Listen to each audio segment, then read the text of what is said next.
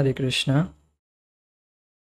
তো আজকে আমরা শ্রীকৃষ্ণের সন্ধান নামক পুস্তক থেকে পঞ্চম অধ্যায় ভগবানের দিকে, এই অধ্যায়ের আজ তৃতীয় দিন। গত ক্লাসে আমরা যে বিষয়ে আলোচনা করছিলাম তার আগের কিছু বিষয় আমরা ছেড়ে গিয়েছি, সেই বিষয়টি আজকে আলোচনা করব। আজকের বিষয় হচ্ছে জ্ঞানী, যে ভগবত তত্ত্বজ্ঞানী, সে কিভাবে জড় বিষয়বস্তু কামনা করে না, আর যে ভগবত ভক্তির পন্থা, তার মাধ্যমে আমরা এই যে জ্ঞানীর পথ, অর্থাৎ জ্ঞানীর যে স্তর, সেই স্তরে আমরা এক লাফে পৌঁছাতে পারব। জ্ঞানীর এই যে ভগবত তত্ত্বজ্ঞানী হওয়া, এ কোনো একদিনের বিষয় নয়, বহু লক্ষ লক্ষ হাজার হাজার অনন্ত, এখানে কোনো সংখ্যা বলা হয়নি, অনন্ত জন্মের পর এইরকম একটি পদে, অর্থাৎ জ্ঞানী তত্ত্বজ্ঞানী, যে সমস্ত কিছু অনুভব করে নিয়েছে, অলরেডি সমস্ত কিছু অনুভব করে নিয়েছে, যে রিয়েলাইজড পারসন। তো সেই রকম ব্যক্তি হতে গেলে আমাদের অনেক তপস্যা, অনেক কঠোর পরিশ্রম দরকার, অনেক বহু জন্ম দরকার। কিন্তু এই যে ভগবত ভক্তির পন্থা, এর দ্বারা কেবল এক লাফে আমরা এই স্তর, এই পদ লাভ করতে পারি। তো সেই বিষয়ে আমরা আলোচনা করব। দেখুন, জ্ঞানী অর্থাৎ জ্ঞানবান ব্যক্তি জানে যে জড় বস্তু অত্যন্ত ক্ষণস্থায়ী। তো এখানে একটি ফটো রাখা হয়েছে, যেখানে দেখানো হচ্ছে যে জাগতিক ভোগ বিষয়বস্তু, জাগতিক অর্থ, যে সমস্ত মদ্যপান, স্ত্রী সঙ্গ আদি, এই সমস্ত কিছু থেকে যে ভগবত তত্ত্বজ্ঞানী, সে এই সমস্ত কিছুর অসারতা বুঝতে পারে। কিভাবে? যে এই সমস্ত কিছু বস্তু কেবলমাত্র ক্ষণস্থায়ী, আর সে এটি দেখতেও পারছে আর অনুভবও করছে। এই জন্য ভগবত তত্ত্বজ্ঞানীরা এই সমস্ত বিষয়বস্তুর আকাঙ্ক্ষী হয় না, এই সমস্ত বিষয়বস্তু সে চায় না। কারণ সে জানে যে অর্থ যদি আমি চাই, অর্থাৎ টাকা পয়সা, ধন দৌলত, এই সমস্ত কিছু সময়ের জন্য আমার কাছে থাকবে, আর কিছু সময় পরেই আমার থেকে কেড়ে নেওয়া হবে। তো এই বিষয়ে তো ক্ষণস্থায়ী, তো এই বিষয়ে আমি চাইব না।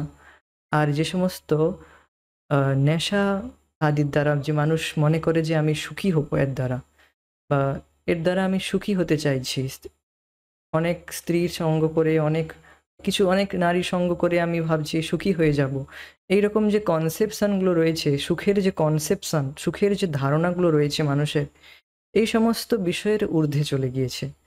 কিভাবে? খুবই সহজ। তারা দেখেছে যে এই সমস্ত বিষয় থেকে যে সুখ লাভ হয় তা অত্যন্ত ক্ষণস্থায়ী, আর আমরা চাই এই রকম সুখ যা কখনো শেষ হবে না। আমরা প্রত্যেকেই চাই যে আমি এমন সুখ লাভ করব যা সবসময় থাকবে। কিন্তু এই জগতের প্রত্যেকটি বিষয়বস্তু অত্যন্ত ক্ষণস্থায়ী,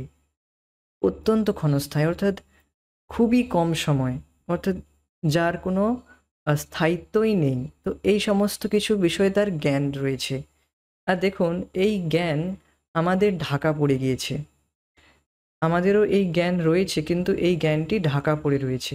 এই জ্ঞানকে আমাদের জাগৃত করতে হবে, আর তা জাগৃত হবে এই কৃষ্ণ ভাবনামৃতের শ্রবণ কীর্তনের দ্বারা।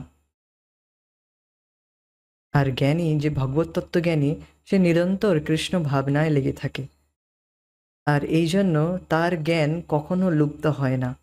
সে সবসময় এই যে জ্ঞান, এই যে বাস্তবিক জ্ঞান যেটা রয়েছে, যে এই সমস্ত বিষয়বস্তু হচ্ছে ক্ষণস্থায়ী। দেখুন, যে কোনো বিষয়বস্তুর ত্রিকালিক সত্তা নেই, তা এখনো নেই। সিদ্ধান্ত হচ্ছে এই যে যে বস্তু অতীতে যে বস্তু অতীতে ছিল না, কিন্তু বর্তমানে রয়েছে আর ভবিষ্যতে থাকবে না, তো সেই বস্তু এখনো নেই। অর্থাৎ আপনি এখন যে সমস্ত বিষয়বস্তুর জন্য এখন সুখ মনে করছেন, সেগুলো বাস্তবে ক্ষণস্থায়ী। অর্থাৎ কেবল একটি ভ্রম মাত্র, মনের ভ্রম। এটি হচ্ছে সিদ্ধান্ত। ভক্তির যে সুখ, অর্থাৎ যেটা আধ্যাত্মিক সুখ, সেই সুখ সবসময় বর্তমান থাকে।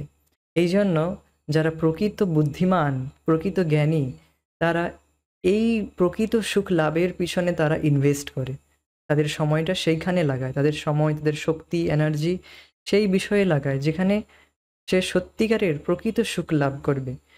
দেখুন, কৃষ্ণ ভাবনামৃত আন্দোলনে এখানে সুখ লাভের প্রতি কোনো আক্ষেপ করা হয় না, যে আপনি সুখী থাকবেন না তা বলা হয় না। আপনি সুখী হন, অবশ্যই সুখী থাকুন, আর কিন্তু সুখটা কোথায় খুঁজবেন, সুখটা কোথায় রয়েছে সে বিষয়ে আমাদের জ্ঞান নেই।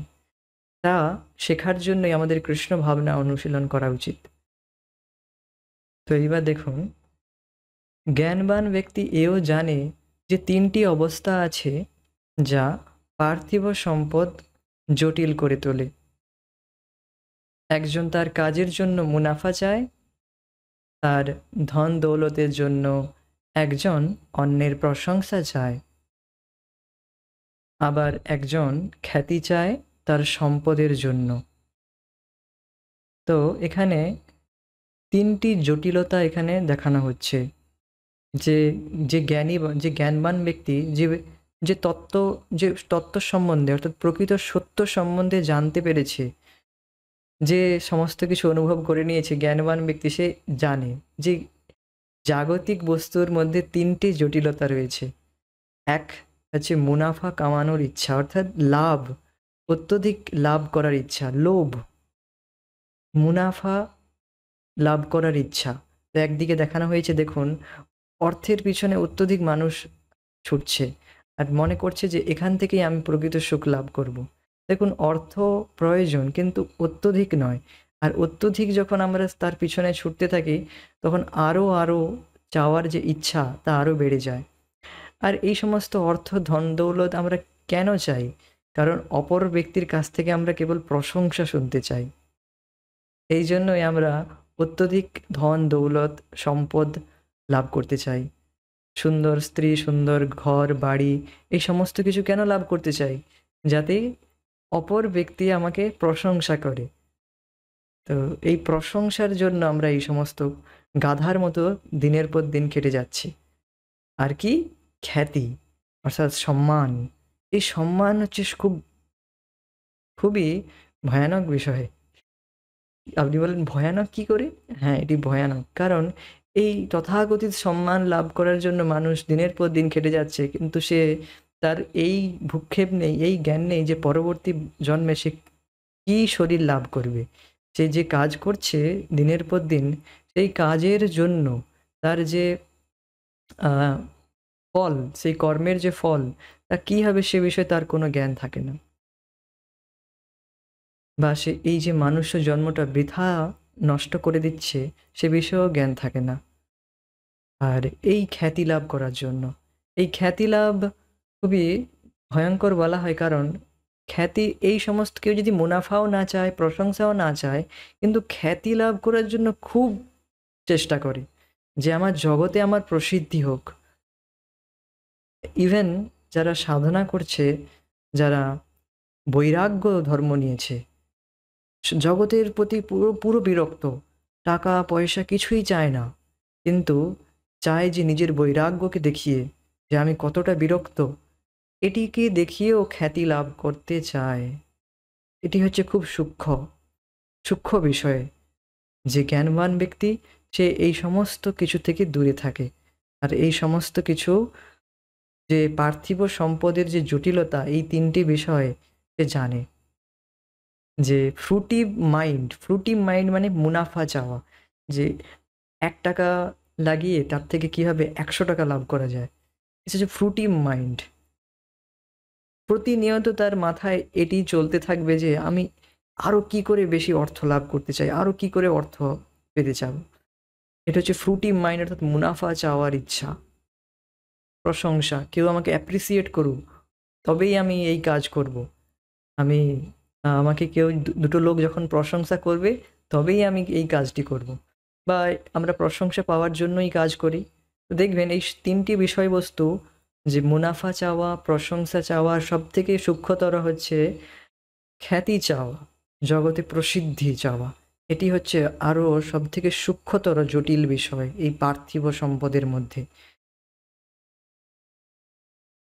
এই দুটো বিষয় যদি ছেড়েও যায়, কিন্তু লাস্টের বিষয়ে মানুষ ফেঁসে যায়, খ্যাতি। খ্যাতি লাভ করার জন্য সে এই জগতেই ফেঁসে যায়। কেন ফেঁসে যায়? কারণ দেখুন, যদি সে খ্যাতি চায়, তাহলে ঠিক আছে, তুমি খ্যাতি চাও, ঠিক আছে, জগতেই থাকো, এই দুঃখ আবার একটি জন্ম নাও। তো আপনারা ভাববেন হয়তো কি বলছেন, কিছু বোঝা যাচ্ছে না, আবার জন্ম নিতে হবে? হ্যাঁ, খ্যাতি লাভ করতে যদি আপনি চান বা যদি আরও মুনাফা পেতে চান, তো আপনাকে আরও একটি শরীর লাভ করতে হবে। তো ভাবুন, এই শরীরেই কতই কষ্ট পাচ্ছেন, কত দুঃখ দুর্দশা, জ্বর জ্বালা থেকে শুরু করে কত দুঃখ কষ্ট। ধরুন আবার একটি শরীর লাভ হবে, তো আবার আপনাকে জন্ম নিতে হবে, আবার সেই স্কুল যেতে হবে, সমস্ত কিছু যে প্রসেস, সব কিছু হবে। তো দেখুন, এই জ্ঞান তার তৎক্ষণাৎ লুপ্ত হয়ে যায়। যে ব্যক্তি পুরো বৈরাগ্য নিয়েছে, জগৎ থেকে পুরো বিরক্ত, কিছুই চায় না, কিন্তু এই খ্যাতি চায়, সে কিন্তু এইখানে গিয়ে আটকে গেল। তো বিষয়গুলো খুবই গুরুত্বপূর্ণ, তাই এখানে একটি রিপ্রেজেন্টেটিভ ফটোর দ্বারা বোঝানোর চেষ্টা করা হচ্ছে। যে কোনো ক্ষেত্রেই যে কোনো ক্ষেত্রেই সে জানে যে একমাত্র দেহের ক্ষেত্রেই এসব প্রযোজ্য, এবং দেহ শেষ হলে তারাও চলে যায়। যখন দেহাবসান হয়, তখন সে আর বড়লোক নয়, এবং বরং সে একটি চিন্ময় আত্মা, এবং তার কর্ম অনুসারে তাকে আরেকটি দেহে প্রবেশ করতে হবে।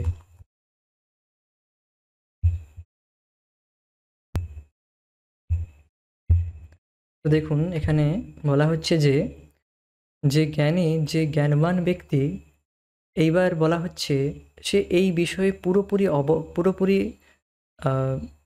জ্ঞান লাভ করেছে, যে এই যে প্রশংসা, এই যে মুনাফা, প্রশংসা চাওয়া, খ্যাতি লাভ করা, এইগুলো সমস্ত কিছু দেহের ক্ষেত্রেই প্রযোজ্য। যতক্ষণ এই দেহ রয়েছে, ততক্ষণ পর্যন্ত এইগুলো প্রযোজ্য, ততক্ষণ পর্যন্ত এইগুলো তার সঙ্গে থাকে। কিন্তু যেই মাত্র দেহ শেষ হয়ে যায়, অর্থাৎ দেহ নষ্ট হয়ে যায় মৃত্যুর দ্বারা বা যে কোনো অ্যাক্সিডেন্ট, যে কোনো কিছুর দ্বারা দেহ নষ্ট হয়ে যায়, এই সমস্ত কিছু চলে যায়। অর্থ, ধন সম্পদ, টাকা পয়সা, মান, সব কিছু চলে যায় তৎক্ষণাৎ। আর সে যদি পুরো জীবনটা একটি পশুর মতো জীবনযাপন করে, পশুর মতো মানে কেবলমাত্র যেমন একটি পশু আহার, নিদ্রা, হয়, মৈথুন, এই এই চারটি কাজ সে যদি কেবলমাত্র এই চারটি কাজের মধ্যে নিজের জীবনটি নষ্ট করে দেয়, তাহলে তাকে কিন্তু দেহাবসানের পরে আবার একটি পশুর শরীরে যেতে হবে। যেমন এখানে একটি রিপ্রেজেন্টেটিভ ফটো রাখা হয়েছে, ঠিক তার পরবর্তী মুহূর্তে সে একটি কুকুরের শরীরে রয়েছে।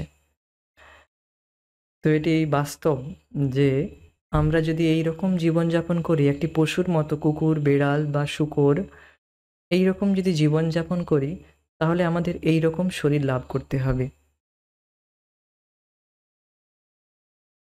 তো দেখুন, এই ব্যক্তি এখানে দেখানো হয়েছে কি খুব সুন্দর একটি রিপ্রেজেন্টেটিভ ফটো, যে স্যুট বুট কোট পরা একদম খুবই ধনী পরিবারের লোক ছিল।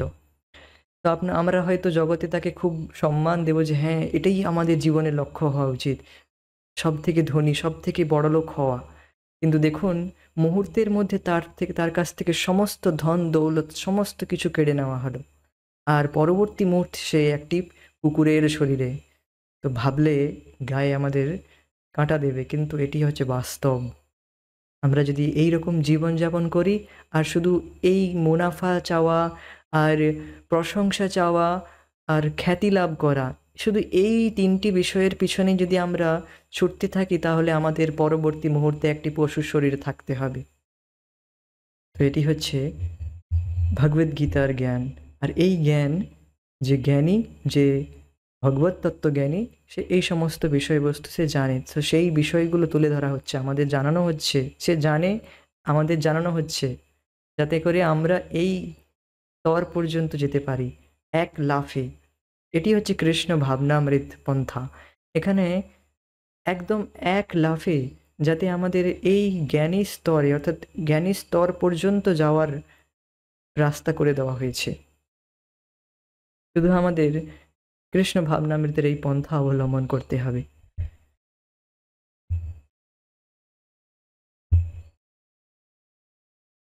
গীতায় বলা হয়েছে যে একজন জ্ঞানবান ব্যক্তি এসবে বিভ্রান্ত হয় না, কারণ সে জানে কিসে কি হয়।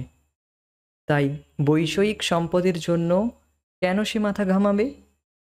তার মনোভাব হচ্ছে, পরম প্রভু কৃষ্ণের সঙ্গে আমার এক শাশ্বত সম্বন্ধ আছে, এখন সেই সম্বন্ধ দৃঢ়ভাবে স্থাপন করা যাক, যাতে কৃষ্ণ আমাকে তার রাজ্যে নিয়ে যায়।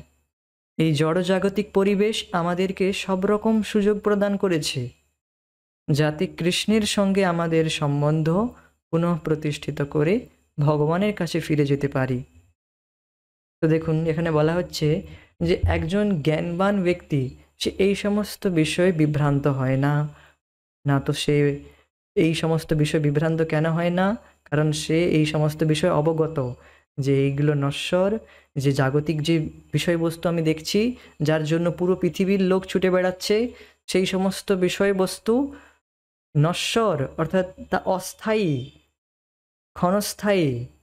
আর এই সমস্ত বিষয়ে পিছনে যে মুনাফা লাভ করার ইচ্ছা, যে প্রশংসা পাওয়ার ইচ্ছা, আর যে খ্যাতি লাভ করার ইচ্ছা, এগুলো সমস্ত দেহের অন্তর্গত।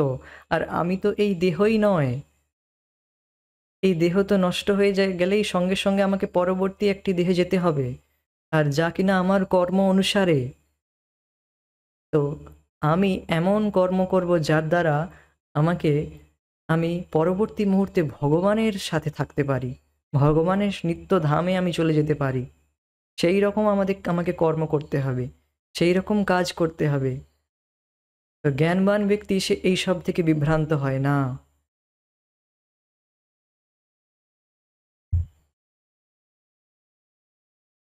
তো জ্ঞানবান ব্যক্তি সে জানে যে পরম প্রভুর সাথে আমার এক শাশ্বত সম্বন্ধ রয়েছে। দেখুন, প্রত্যেকটি জীবাত্মার, আমার আপনার প্রত্যেকের, যে কোনো জীব দেখছেন আপনি, প্রত্যেকের একটি সম্পর্ক, বিশেষ সম্পর্ক, একটা পার্টিকুলার বিশেষ সম্পর্ক ভগবানের সাথে রয়েছে। আর সেই সম্বন্ধ হচ্ছে শাশ্বত সম্বন্ধ। সেই শাশ্বত সম্বন্ধ আমরা ভুলে রয়েছি। কেন, কিভাবে ভুলে রয়েছি? এই জগতে খ্যাতি লাভ করার ইচ্ছা রয়েছে, এই জগতে মুনাফা লাভ করার ইচ্ছা রয়েছে, প্রশংসা লাভ করার ইচ্ছা রয়েছে। এই জন্যই আমরা এই সম্বন্ধ ভুলে রয়েছি। আর যখন আমরা এই কৃষ্ণ ভাবনামৃত পন্থার অনুশীলনের দ্বারা ঠিক এই জ্ঞানী স্তরে উন্নতি লাভ করব, আমরা বুঝতে পারবো যে হ্যাঁ, আমাদের একটি সম্বন্ধ রয়েছে। আর সেই সম্বন্ধকে জাগৃত করাই আমার জীবনের মূল লক্ষ্য।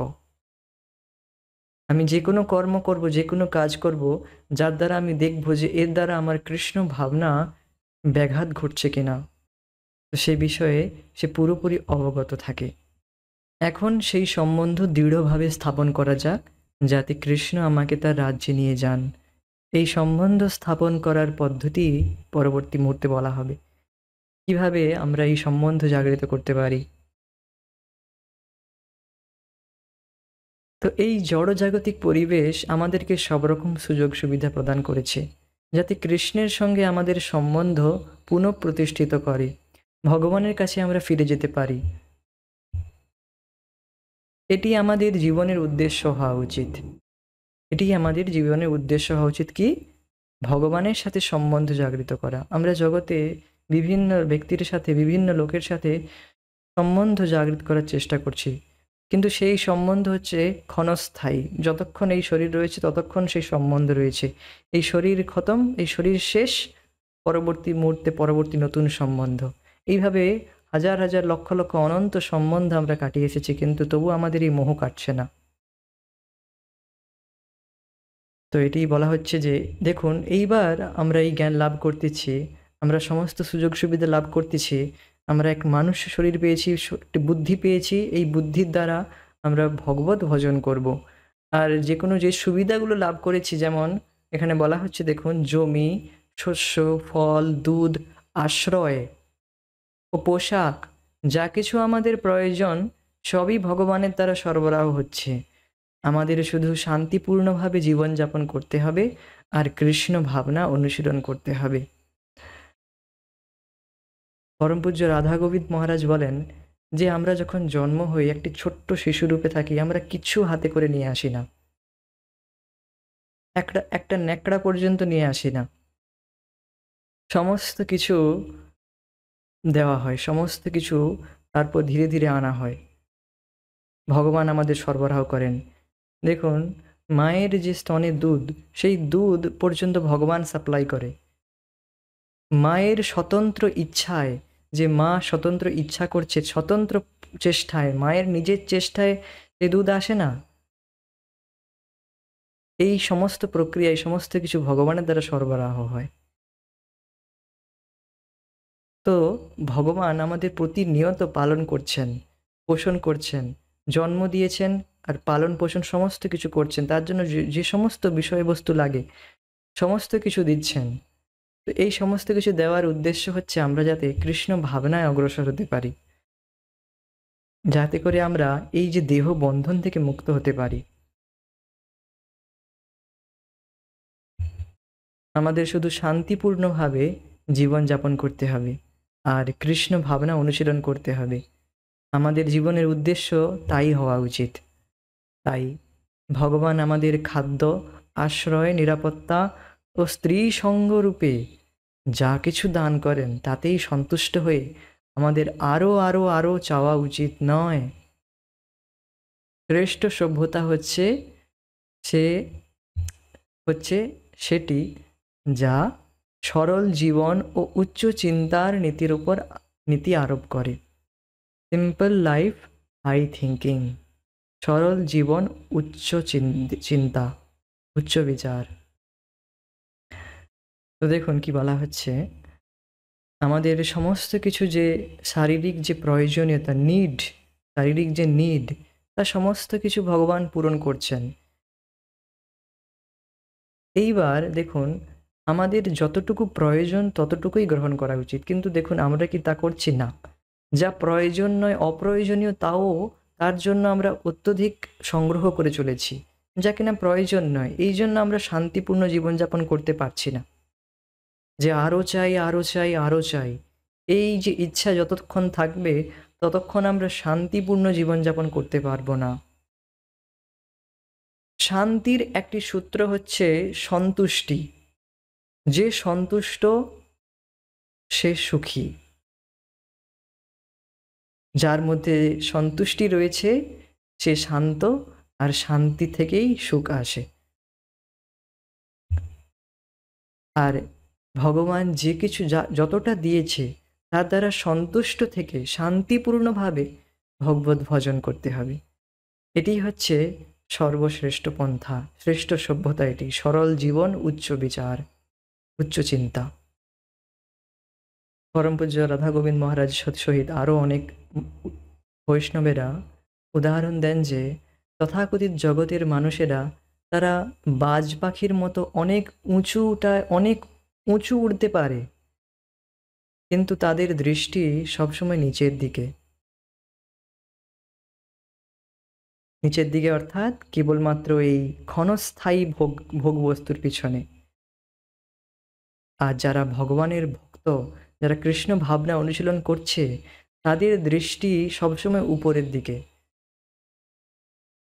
অর্থাৎ ভগবানের কে প্রাপ্তির জন্য তারা লেগে রয়েছে। এখানে দেখুন একটি রিপ্রেজেন্টেটিভ ফটো রাখা হয়েছে, যে একদিকে মানুষ কেবল টাকা পয়সা ধন দৌলতের পিছনেই রয়েছে, টাকা গুনেই চলেছে গুনেই চলেছে, মনে করছে এই সমস্ত কিছু আমার। আর যে ভগবত ভক্তির পন্থা অবলম্বন করেছে, সে যা কিছু যে লাভ করেছে সমস্ত কিছু ভগবানকে নিবেদন করছে, আর তাতেই সে সন্তুষ্ট, সুখী। বাস্তবে আমাদের যে সন্তুষ্টি তা কেড়ে নেওয়া হয়েছে, যে শান্তি তা কেড়ে নেওয়া হয়েছে। কেন? কারণ আমরা মনে করছি যে এই তথাকথিত আধুনিক সভ্যতা গ্রহণ করে, তথাকথিত ভোগ বিলাস আমি লাভ করলে আমি মনে হয় সুখী হয়ে যাব। এই জন্য আমরা সুখী হতে পারছি না। সুখী হওয়ার এটি একটি সূত্র যে আমরা যা কিছু লাভ করেছি তা দিয়েই আমরা সন্তুষ্ট থাকি। সন্তুষ্ট থেকে ভগবত ভজনের লাভ, ভগবত ভজন করে এই দেহ বন্ধন থেকে মুক্ত হই। এটি হচ্ছে শ্রেষ্ঠ পন্থা। খাদ্য বা স্ত্রীসঙ্গ কোনো কারখানায় তৈরি করা সম্ভব নয়। প্রভুপাদ যে একটি কটাক্ষ করছেন এখানে দেখুন, খাদ্য বা স্ত্রীসঙ্গ, যে স্ত্রীসঙ্গের জন্য মানুষ এতটা উৎকণ্ঠিত থাকে বা খাওয়ারের জন্য, তা কিন্তু কোনো কারখানায় তৈরি করা সম্ভব নয়। তা ভগবানই প্রদান করছেন। যে শস্য, যে শস্য শস্য বা যে স্ত্রী সঙ্গ, এই সমস্ত কিছু একটা স্ত্রী যার জন্য মানুষ তো এত উৎকণ্ঠিত, সেই সমস্ত কিছু তো ভগবান দান করছে না।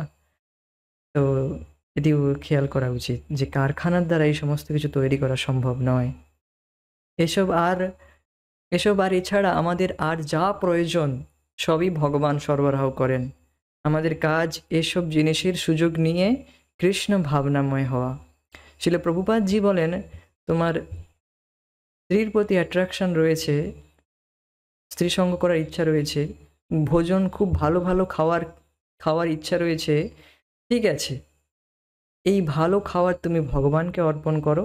ভালো means that should be must be vegetarian, তা অবশ্যই নিরামিষ হতে হবে, আর তা ভগবানকে অর্পণ করুন আর তা গ্রহণ করুন। স্ত্রীর সঙ্গের ইচ্ছা রয়েছে তো বিয়ে করে, অর্থাৎ তথাকথিতভাবে যে এখন যে লিভ ইনের যে যুগ চলে এসেছে, যে কোনো রকম বিধিনিষেধ ছাড়াই, যেমন একটি শূকর কুকুর এরা এদের কোনো বিধিনিষেধ নেই, যেমন তেমন জীবনযাপন করে, তেমন জীবনযাপন করছে এখন। তা করতে না বলছেন, তা করলে আমরা নরকের দিকে এগোবো। কিন্তু যে স্ত্রী সঙ্গ করার যদি ইচ্ছা রয়েছে, তাহলে আপনি বিবাহ সংস্কারের দ্বারা, এটি একটি সংস্কার মানে শুদ্ধিকরণ পদ্ধতি, এই সংস্কার পদ্ধতির দ্বারা আপনি বিবাহের দ্বারা কেবলমাত্র পুত্র সন্তান উৎপন্ন করার জন্য বা ভালো সন্তান উৎপন্ন করার জন্য আপনি স্ত্রী সঙ্গ করতে পারেন। আর ধীরে ধীরে ভগবত ভজন করতে থাকবেন, তার সাথে সাথে ধীরে ধীরে এই সমস্ত ইচ্ছার পরে আপনি চলে যাবেন। এই সমস্ত কিছু ইচ্ছা আর্টিফিশিয়ালি ত্যাগ করা যাবে না। প্রভুপাদ এই ওয়ার্ডটার উপর জোর দেন, আর্টিফিশিয়ালি কিছু করা সম্ভব নয়।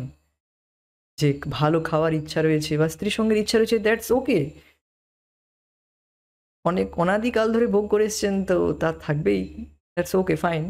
কিন্তু তার সাথে সাথে ভগবত ভজন পন্থা অনুশীলন করুন, আর এই সমস্ত কিছু বৈদিক নিয়ম অনুসারে করুন। ভালো খাওয়ার ইচ্ছা রয়েছে, ভগবানকে নিবেদন করুন।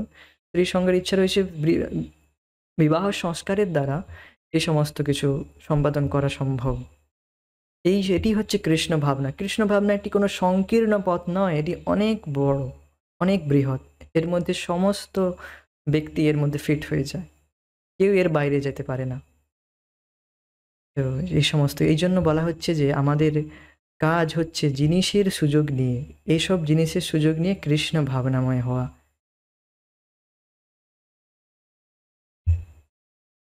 যদিও ভগবান আমাদের শান্তিপূর্ণভাবে এই জগতে বাস করবার সব রকম সুযোগ দিয়েছেন, শুধু কৃষ্ণ ভক্তি অনুশীলন করে অবশেষে তার কাছে যাওয়ার জন্য। তো এটাই হচ্ছে এই সমস্ত কিছু বিষয়বস্তুর কারণ, লাভ করার কারণ।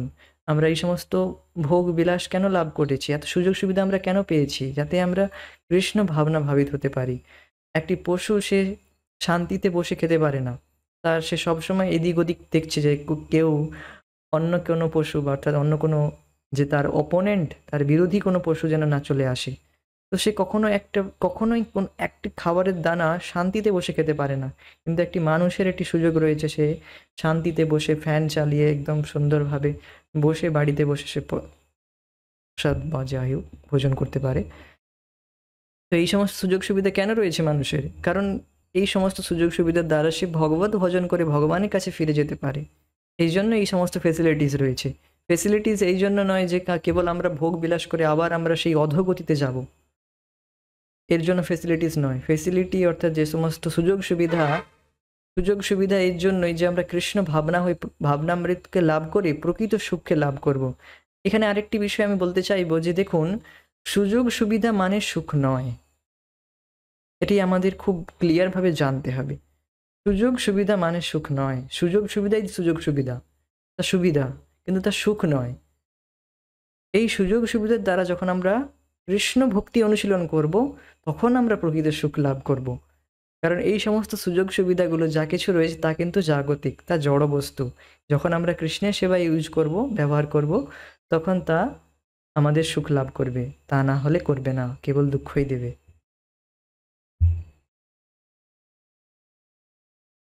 তো এইবার বলা হচ্ছে দেখুন যে কলিযুগে মানুষ সুযোগ সুবিধা থেকে হারিয়ে রয়েছে, সুযোগ সুবিধা প্রায় মানুষের নেই। তো এই জন্য দেখুন বলা হচ্ছে কলিযুগের মানুষের জন্য কি পন্থা তাহলে? কলিযুগের মানুষের তো এত সুযোগ সুবিধা থাকে না, অনেকেই অনেক দুঃখ দরিদ্রতায় জীবনযাপন করতে হয়। তো তাদের জন্য কি রাস্তা, তো সেই বিষয়ে এখানে বলা হচ্ছে। তথাপি এ যুগে আমরা সবাই ভাগ্যহীন, আমরা ক্ষণজীবী, আর কত লোক অন্নহীন, আশ্রয়হীন, পরিবারহীন, প্রকৃতির উৎপীড়নে নিরাপত্তাহীন। শ্রীমদ্ ভাগবতমে বলা হয়েছে মন্দা সুমন্দ মতো ভাগ্যা, মন্দা সুমন্দ হতো ভাগ্যা হি উপদ্রুতা। অর্থাৎ আমাদের বুদ্ধি অত্যন্ত মন্দ, সুমন্দ অর্থাৎ অতি মন্দ, হতভাগ্যা অর্থাৎ ভাগ্য খুবই খারাপ, হি উপদ্রুতা, উপদ্রব করছি। আর এটি হচ্ছে আমাদের দশা, আমাদের ভাগ্য খারাপ, ক্ষণজীবী, অন্ন নেই, আশ্রয় নেই অনেকের, প্রায় আবার পরিবার নেই অনেকের, প্রকৃতির দ্বারা উৎপীড়ন হচ্ছে, নিরাপত্তাহীন, এই সমস্ত কিছু রয়েছে। হ্যাঁ, তা রয়েছে। এই কলিযুগের মানুষের জন্য ধীরে ধীরে এইগুলো আরও বাড়তে থাকবে, এই সমস্ত দুঃখ কষ্টগুলো আরও বাড়তে থাকবে, বাড়তে থাকবে আরও। তো এই সমস্ত হচ্ছে কলিযুগের প্রভাব। তাই ভগবান শ্রী চৈতন্য মহাপ্রভু এই যুগের ভয়ানক অবস্থা দেখে পারমার্থিক জীবন অনুশীলনের একান্ত প্রয়োজনীয়তার উপর গুরুত্ব আরোপণ করেন। এই জন্যই তো আমাদের আরও বেশি পারমার্থিক জীবনের উপর মনোযোগ দিতে হবে। আমরা যখন অত্যধিক রোগাক্রান্ত হই, অত্যধিক কোনো রোগের দ্বারা আক্রান্ত হই, তখন আমরা আরও ভালো করে নিয়ম পালন করি, ভালো করে আরও বেশি ভালো করে আমরা যত্ন সহকারে ওষুধপত্র খাই, ক্যাজুয়ালি নেই না। ক্যাজুয়ালি ভাবে মানে হ্যাঁ খেতে হবে, এখন খেতে হবে, ঠিক আছে খেয়ে নিলাম, এইভাবে কেউ খায় না। যখন সে ভালো কোনো খুব বেশিভাবে রোগের দ্বারা আক্রান্ত হয়, সে খুব নিয়মভাবে খুব যত্ন সহকারে ওষুধপত্র খায়। ঠিক তেমনি আমরা এখন অত্যধিক পীড়িত, এই জন্য এখন আমাদের উচিত যে আমরা খুব যত্ন সহকারে এই পারমার্থিক জীবন অনুশীলন করব। আর এই জন্যই তো ভগবান শ্রী চৈতন্য মহাপ্রভু, যিনি হচ্ছেন সাক্ষাৎ ভগবান শ্রীকৃষ্ণ, তিনি এই কলিহত জীবের জন্য দয়া করে, ওনার শ্রীমান চৈতন্য মহাপ্রভুর আরেক নাম হচ্ছে মহাবদান্যায়, প্রণাম মন্ত্রে বলা হয় মহাবদান্যায়, অর্থাৎ যিনি হচ্ছে অত্যন্ত মহাদয়ালু। তো তিনি এই পারমার্থিক জীবন অনুশীলনের একান্ত প্রয়োজনীয়তার উপর গুরুত্ব আরোপণ করেন। এবং কিভাবে আমাদের এ করা উচিত তা বলছেন দেখুন। শ্রী চৈতন্য মহাপ্রভু সূত্র দিয়েছেন, হরির নাম হরির নামেব কেবলম, কলৌ নাস্তেব নাস্তি এব গতিরন্যথা। হরির নাম হরির নামেব কেবলম, কলৌ নাস্তেব নাস্তি এব গতিরন্যথা। কেবল হরির নাম অর্থাৎ ভগবান শ্রীকৃষ্ণের নাম, হরির নাম এব, হরির নামই কেবলমাত্র, হরিনাম ছাড়া গতি নেই, হরিনাম ছাড়া গতি নেই, হরিনাম ছাড়া গতি নেই। কলৌ নাস্তি এব গতিরন্যথা। কলিযুগে আর কোনো পথ নেই, আর কোনো পথ নেই, আর কোনো পথ নেই। যে কোনো বিষয়বস্তু যখন 3 বার বলা হয়, তার বিশেষ গুরুত্ব আরোপ করা হয়। আর যখন স্বয়ং ভগবান বলছেন যে আর কোনো গতি নেই, একবার বলছেন না, 3 বার বলছে, যাতে আমাদের মতো কলিহত জীব এটিকে ওপর কিছুটা গুরুত্ব দেই। এখানে দেখতেই পাচ্ছেন যে কলিহত জীব মানুষ কতটা দুঃখ দুর্দশাগ্রস্ত রয়েছে। অনাথ শিশু ভিক্ষা করে রয়েছে, তারপর এখানে দেখতে পাচ্ছেন যে আরও বিভিন্ন রকম পাপাচারে লিপ্ত রয়েছে। এই সমস্ত মানুষের জন্য শ্রীমান চৈতন্য মহাপ্রভু গোলকের প্রেমধন হরিনাম সংকীর্তন, এই গোলকের যে নিজের নিজ ধামে স্বীয় ধামের নিজ ধামের যে প্রেম ধন অর্থাৎ হরিনাম নিয়ে এসেছেন। এই হরিনামকে আমরা অনেকে চিফলি নেই, কিন্তু এই যদি আমরা এটিকে চিফলি অর্থাৎ ছোট মনে করি যে হ্যাঁ হ্যাঁ ঠিক আছে এটি কোনো একটা মন্ত্র হবে হয়তো, তা ভাবলে হবে না। এটি স্বয়ং সাক্ষাৎ ভগবান শ্রীকৃষ্ণ তিনি নিজে দিচ্ছেন আর 3 বার বলছেন যে হরিনাম ছাড়া গতি নেই। আর এই যে নাস্তি এব মানে দেখুন, না তো জ্ঞান যোগ অর্থাৎ না তো কেবল ধ্যানের দ্বারা, না তো জ্ঞান যোগ দ্বারা, না তো অষ্টাঙ্গ যোগ দ্বারা। অষ্টাঙ্গ যোগ মানে ব্যায়াম আদির দ্বারা। ধ্যান যোগ অর্থাৎ কেবল নিজের আত্মার প্রতি ধ্যান করে যে আমি এই দেহ নয়, এই নয়, কেবল হরিনাম করতে হবে। হরিনাম জপের দ্বারা সে এই সমস্ত কিছু জ্ঞান লাভ করতে পারবে। শুধু সবসময় হরে কৃষ্ণ কীর্তন করুন, এটাই বলা হচ্ছে।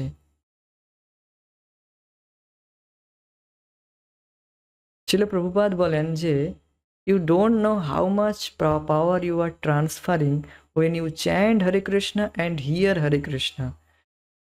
প্রভুপাদজি বলেন আপনি জানেন না যে কতটা শক্তি আপনি স্থানান্তরিত করছেন যখন আপনি হরে কৃষ্ণ জপ করেন আর হরে কৃষ্ণ শ্রবণ করেন, এই দুটোর দ্বারা।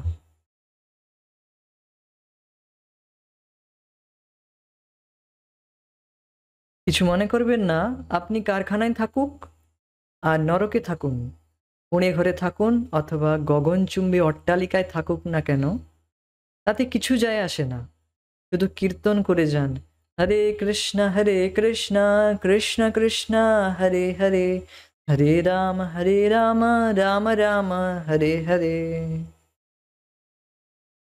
কোনো খরচ নেই, কোনো বাধা নেই, কোনো জাত বিচার নেই, কোনো ধর্ম মত নেই, কোনো বর্ণ বিচার নেই, যে কেউ কীর্তন করতে পারে।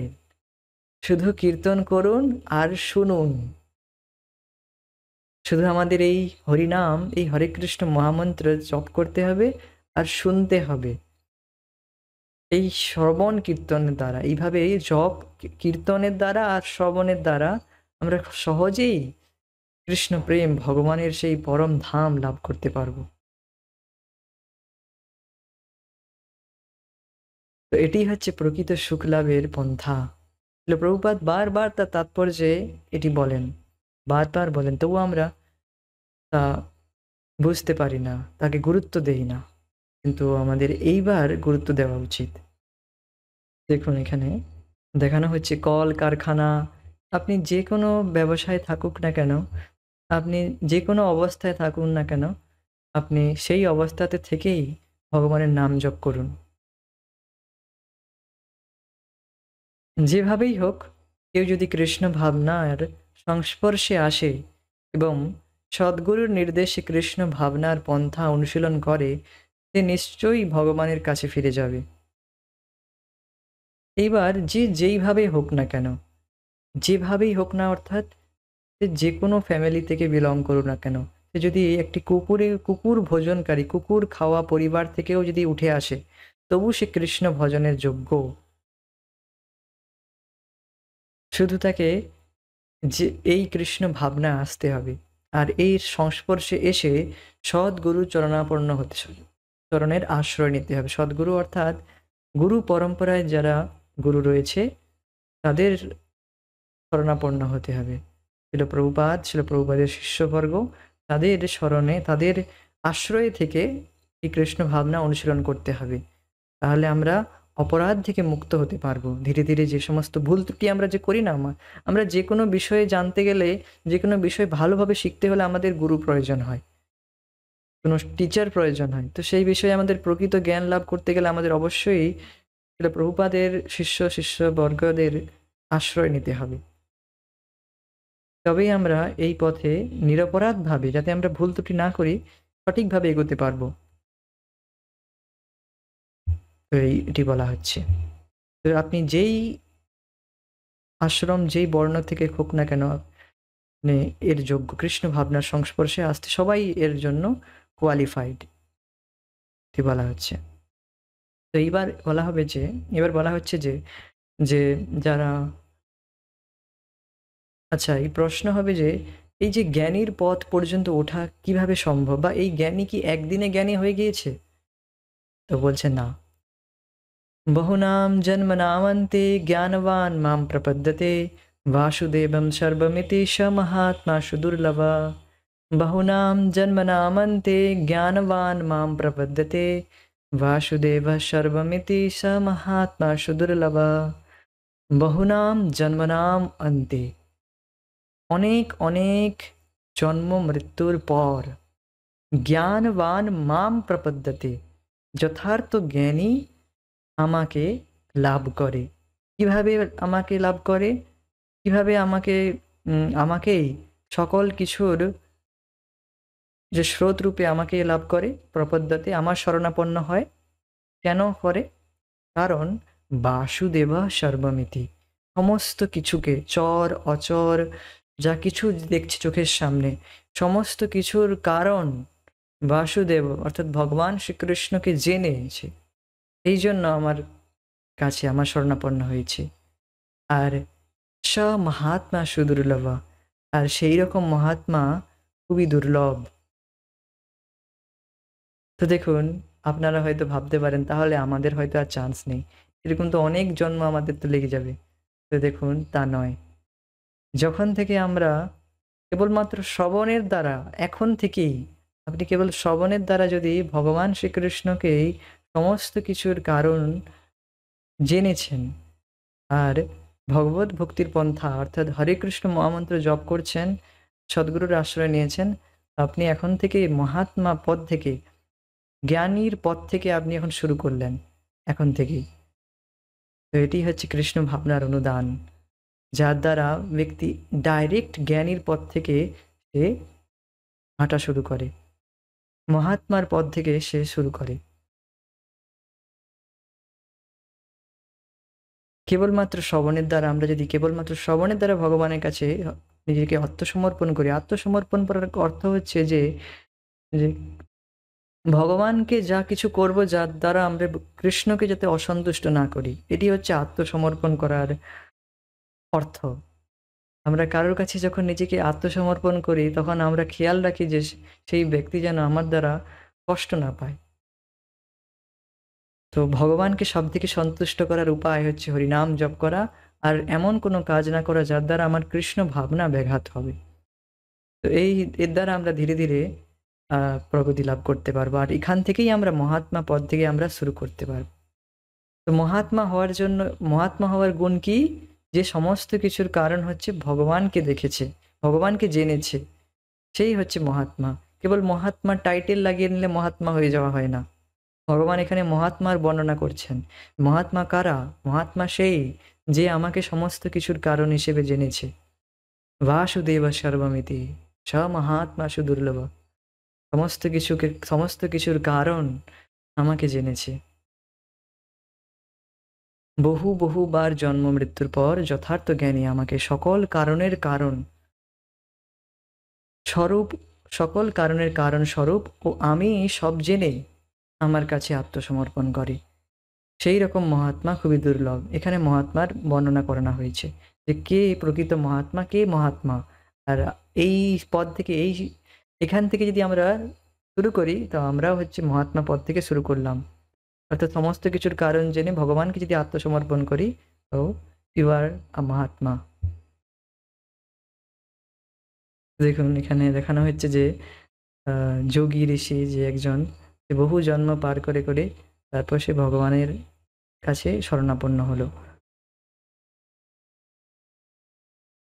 যারা কৃষ্ণের কথাকে সত্য বলে গ্রহণ করে তাদের কাছে সহজ। তো এইবার বলা হচ্ছে, আচ্ছা এই কৃষ্ণ ভাবনামৃত পথ কি খুব কঠিন? তো বলা হচ্ছে দেখুন, না। যারা ভগবান শ্রীকৃষ্ণের ভগবদ গীতা প্রামাণিক রূপে গুরুশাস্ত্র থেকে, গুরু আর বৈষ্ণব মুখ থেকে শ্রবণ করে, গুরু কৃষ্ণ থেকে শ্রবণ করেছে, আর সেই বিষয়ে সহজ শ্রদ্ধা রয়েছে, কৃষ্ণের কথার উপর সহজ শ্রদ্ধা রয়েছে, আর তারপর থেকে সে ভগবত ভক্তির পন্থা শুরু করে দিয়েছে। কেবলমাত্র প্রথম দিন শোনা মাত্রই যে হ্যাঁ, আজ থেকে আমি হরে কৃষ্ণ মহামন্ত্র জপ করব, আর এই জপের দ্বারা আর যে কৃষ্ণ ভাবনার যে পন্থা রয়েছে তা আমি শুরু করলাম আর নিজেকে আত্মসমর্পণ করলাম। তো তার কাছে খুব সহজ। আত্মসমর্পণ করা এটিই অর্থ যে সমস্ত কিছু কর্ম করা কৃষ্ণের উদ্দেশ্যে। যারা কৃষ্ণের কথা সত্য বলে গ্রহণ করে তাদের কাছে সহজ, কিন্তু যারা উন্নত জ্ঞানের সহায়তায় বিচার ও গবেষণার মাধ্যমে ঈশ্বর উপলব্ধির চেষ্টা করে এবং বহু বিচার গবেষণা শেষ করে, যাদের ঈশ্বরের প্রতি তাদের শেষ করে যাদের ঈশ্বরের প্রতি তাদের বিশ্বাস উৎপন্ন করতে হয়, সেই পন্থায় বহু জন্মের প্রয়োজন হয়। কি বলা হচ্ছে এখানে? সহজ শ্রদ্ধা যাদের জেগেছে মনের মধ্যে, হৃদয়ে রয়েছে, ভগবানের কথার উপর, ভগবদ গীতার উপর যার সহজ শ্রদ্ধা রয়েছে, সে সহজেই ভগবানকে লাভ করতে পারবে, সে সহজেই এই পথ লাভ করতে পারবে, সহজেই সে মহাত্মা পদে উন্নতি লাভ করতে পারে।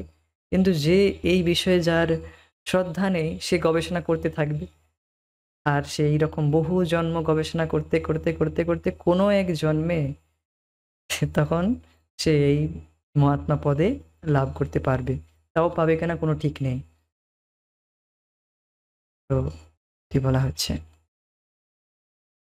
দেখুন, এখানে একদম একটি রিপ্রেজেন্টেটিভ ফটো রাখা হয়েছে। একদিকে কিছু রিসার্চার, কিছু গবেষক গবেষণা করে যাচ্ছে, আর তারা কোনো কুল খুঁজে পাচ্ছে না। জন্ম ধরে গবেষণা করেই যাচ্ছে, আর একজন যে কৃষ্ণ ভক্ত, যার মধ্যে শ্রদ্ধা রয়েছে ভগবানের বাণীর উপর আর ভগবানের এই যে ভগবদ গীতার উপর, সে সহজেই ভগবানের কাছে আত্মসমর্পণ করেছে নিজেকে, আর সে এই পথ লাভ করেছে সহজেই। এটি বলা হচ্ছে। বিভিন্ন রকমের তত্ত্ববিদ আছে যারা পরম তত্ত্বকে জানে। তত্ত্ববিদরা পরম তত্ত্বকে বলে অদ্বয় জ্ঞান। পরম তত্ত্ব কোনো দ্বন্দ্ব নেই, সব কিছুই একই স্তরে অবস্থিত। যে তত্ত্বত সে সব জানে তাকে তত্ত্ববিদ বলে। তো এখানে তত্ত্ববিদ অর্থাৎ সত্য যে জানে, যে সঠিক জেনেছে। বিভিন্ন রকমের তত্ত্ববিদ আছে যারা পরম তত্ত্বকে জানে। আর তত্ত্ববিদরা পরম তত্ত্বকে, যে পরম সত্যকে, পরম তত্ত্ব মানে পরম সত্যকে জানে অদ্বয় জ্ঞান। আর অর্থাৎ তার মধ্যে কোনো ভেদ নেই। অর্থাৎ পরম সত্য অদ্বয় জ্ঞান মানে কি জানেন? এখানে বলা হচ্ছে যে পরম সত্যের অদ্বয় জ্ঞান মানে জ্ঞাতা আর জ্ঞেয়। অর্থাৎ ভগবানের উৎকৃষ্ট শক্তি, ভগবান আর ভগবানের উৎকৃষ্ট শক্তি, জ্ঞাতা জ্ঞানের মধ্যে কোনো পার্থক্য নেই। আর এই জগতে একটি উৎকৃষ্ট শক্তি আমরা রয়েছি, আর নিকৃষ্ট শক্তি এই জড় জগৎ রয়েছে। এখানে দ্বৈততা অর্থাৎ ভেদ রয়েছে। আর ভগবানের মধ্যেই দুটোই রয়েছে, দ্বৈত আর দ্বৈত দুটোই রয়েছে। তো সে বিষয়ে আমরা পরবর্তী আকারে আলোচনা করব। এখানে বলা হচ্ছে তত্ত্ববিদ, অর্থাৎ এইরকম তত্ত্ববিদ পরম সত্যকে লাভ করার জন্য যে পন্থা, তা অনেক রকম তত্ত্ববিদ রয়েছে। তো আমরা গত ক্লাসে সেই তত্ত্ববিদদের কথা আলোচনা করেছি, যে যারা কিছু তত্ত্ববিদ রয়েছে যারা কেবলমাত্র ব্রহ্ম রিয়েলাইজেশন করেছে, কেবলমাত্র ভগবানের যে দিব্য জ্যোতি, এখানে একটি ফটো রাখা হয়েছে দেখতে পাচ্ছেন, ভগবানের থেকে যে দিব্য আলোর ছটা বেরোচ্ছে, সেইটুকু যাদের জ্ঞান রয়েছে, তো তারা কেবল তাদের গতি ওইটুকুই। আর যাদের ভগবানের পরমাত্মা স্বরূপ পর্যন্ত যে উন্নতি লাভ করেছে, সে কেবলমাত্র পরমাত্মা স্বরূপ পর্যন্তই তার গতি। আর যে পুরোপুরি ভগবানকে দর্শন করতে পেরেছে, তার সমস্ত কিছু উপলব্ধি হয়ে যায়। তো এই বিষয়ে আমরা গত ক্লাসে আলোচনা করে দিয়েছি। এই তত্ত্ববিদদের, 3 রকম তত্ত্ববিদদের কথা আলোচনা করেছি, আর যার মধ্যে সর্বশ্রেষ্ঠ হচ্ছে ভগবানকে জানার পদ্ধতি, আর যা হচ্ছে কৃষ্ণ ভাবনামৃত। এই পদ্ধতি হরে কৃষ্ণ মহামন্ত্র জপের দ্বারা আমরা ডাইরেক্ট ভগবত রিয়েলাইজেশন, ভগবানকে লাভ করতে পারবো। আমরা অন্য কোনো বিষয়বস্তু চাই না, আমরা কেবল কৃষ্ণকে চাই। আর কৃষ্ণকে লাভ করার এটি উপায় হরে কৃষ্ণ মহামন্ত্র জপ, যার দ্বারা ব্যক্তি ডাইরেক্ট ভগবানকে লাভ করতে পারে। আর এই রকম যদি আপনি এই পথ যদি না ধরেন, তাহলে অন্য পথ ধরলে, তাহলে এই রকম ঘুরিয়ে ঘুরিয়ে ধীরে ধীরে জ্ঞানীর পথে প্রথমে ব্রহ্ম রিয়েলাইজেশন, অর্থাৎ প্রথমে ভগবানের দিব্য জ্যোতি অনুভব হবে, তারপর ভগবানের পরমাত্মা স্বরূপ, এইভাবে বহু জন্ম কেটে যাবে, কিন্তু ভগবানকে লাভ করা খুবই কঠিন হয়ে যাবে। আর যে ভগবানের শব্দের, ভগবানের কথায় যে সহজ বিশ্বাস রয়েছে যে কেবলমাত্র আমি হরে কৃষ্ণ মহামন্ত্র জপের দ্বারা শ্রীমান চৈতন্য মহাপ্রভু শব্দের উপর বিশ্বাস রেখে কেবল হরিনাম ছাড়া আমার গতি নেই, এই কলিযুগে হরিনাম ছাড়া আমার গতি নেই। আর আমি অত্যন্ত ক্ষণস্থায়ী, অর্থাৎ ক্ষণজীবী। আমার জন্মের যে আয়ু তা ধীরে ধীরে কমছে, আমার যে আয়ু তা কমছে। এই সমস্ত বিষয়ে যে জ্ঞান রয়েছে যার, সে কেবলমাত্র হরে কৃষ্ণ মহামন্ত্র জপের দ্বারা, শ্রবণের দ্বারা, হরিকথা শ্রবণের দ্বারা ভগবানকে লাভ করতে পারে। তো এখানে আজকে আমরা স্থগিত রাখবো। পরবর্তী চর্চা আমরা পরবর্তী সময় করব। হরে কৃষ্ণ। জয় শিল প্রভুপাদ নিতাই গৌর প্রেমানন্দে। হরি হরি বল। Hare Krishna. Thank you so much. Thank you for joining.